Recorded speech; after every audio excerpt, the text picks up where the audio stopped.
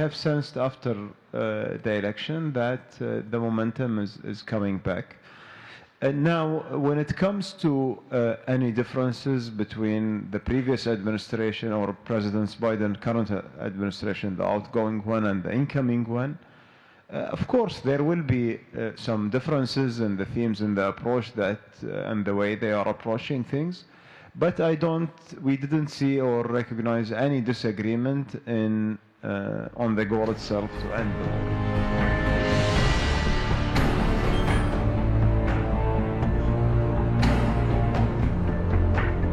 Assad didn't seize this opportunities to start engaging and restoring his relationship with his people, and we didn't see any serious movement, whether it's on the return of the refugees or on reconciling with his own people.